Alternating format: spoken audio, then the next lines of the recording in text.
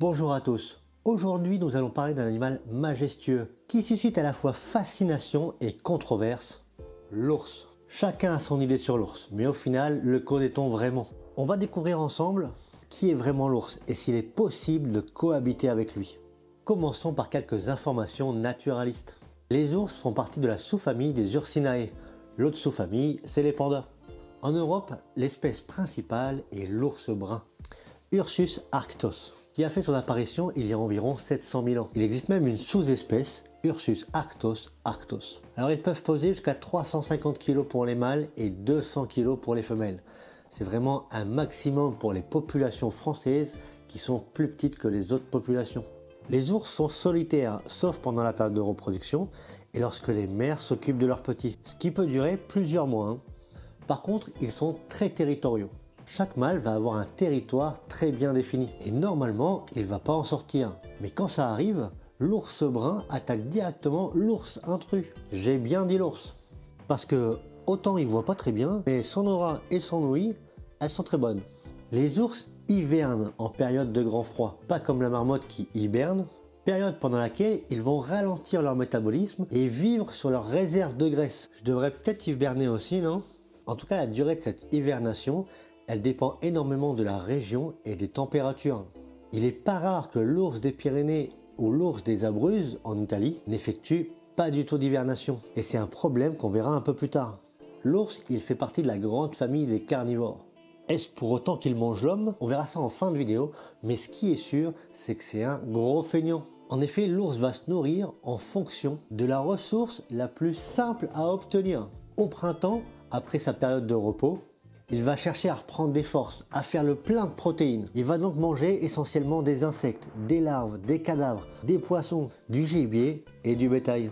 En avançant dans la belle saison, plus les fruits vont pousser, plus l'alimentation de l'ours va se végétaliser. En plus, à ce moment-là, les insectes et les grenouilles foisonnent et il n'hésite pas du tout à piller les réserves des autres animaux. Si on reste sur l'ours des Pyrénées, 75% de son alimentation est végétale. Environ 15% est constitué de mammifères et 10% d'insectes. Chaque ours ne tue pas plus de 4 brebis par an pour se nourrir. Mais du coup, est-ce que c'est ça qui a poussé l'homme à le chasser autant? Historiquement, l'ours a toujours été chassé. On retrouve des peintures dans les grottes d'Ariège avec des ours criblés de flèches. Alors, est-ce que c'était déjà pour s'en nourrir ou pour les peaux? Les hypothèses ne manquent pas, mais dès cette époque, l'ours était déjà victime de l'homme. Et ça va pas du tout s'améliorer avec la sédentarisation de l'homme. L'agriculture et l'élevage va augmenter les tensions entre l'homme et l'ours et pousser aux chasses punitives. La situation continue de s'empirer au Moyen-Âge.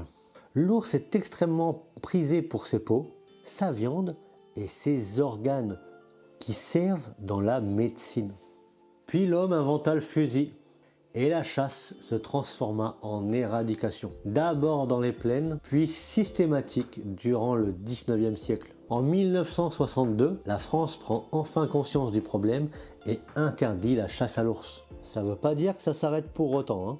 De plus, la construction des routes de montagne entraîne aussi une fragmentation de son habitat et empêche son développement naturel. En 1990, soit un peu moins de 30 ans après l'interdiction de la chasse, il ne subsiste que quelques individus dans les Pyrénées. Ça marque la quasi-disparition de l'espèce sur l'ensemble du territoire français.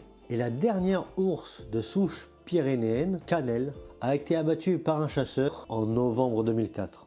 Mais du coup, pourquoi y a-t-il de plus en plus d'ours dans les Pyrénées?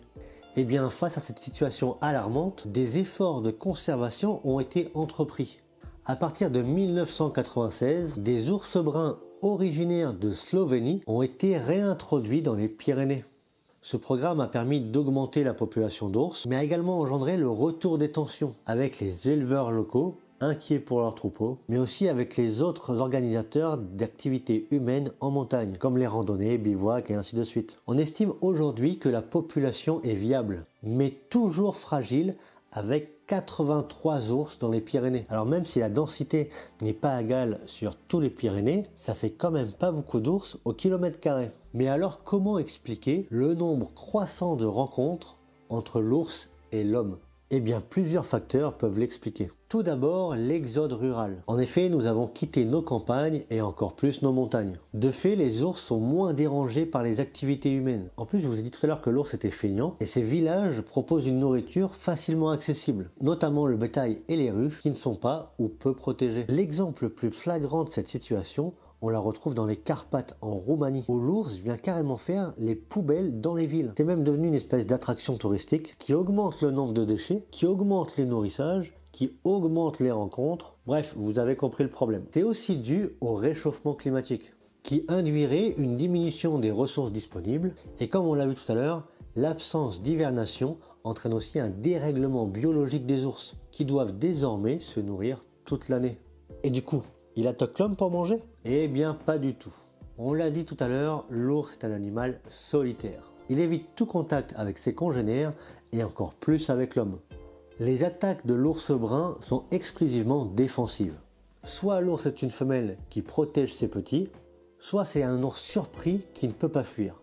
C'est les deux seuls cas où l'ours attaque l'humain. Mais il y a une solution pour empêcher ça, hein. En effet, on peut former les gens à la cohabitation. La cohabitation entre l'ours et les humains, notamment les éleveurs et les usagers de la montagne, est un enjeu crucial. Et pour concilier cette vie sauvage et humaine, il faut mettre en place des règles de conduite et des protocoles pour l'élevage du bétail et la chasse en montagne. Il faut également former les gens, promeneurs, randonneurs et autres usagers de la montagne pour les sensibiliser à la présence de l'ours. Tout ça pour qu'ils puissent prévenir, éviter et réagir en cas de rencontre avec l'ours. Je vous mets un lien détaillé en description si ça vous intéresse. Tant que vous passez par là, n'hésitez pas à mettre un petit pouce bleu, mais je peux vous la faire très courte. Parlez. Si vous parlez, en groupe ou tout seul, vous pouvez aussi chanter ou faire du bruit, hein. L'ours, il va vous entendre. Et il partira avant même que vous puissiez le voir.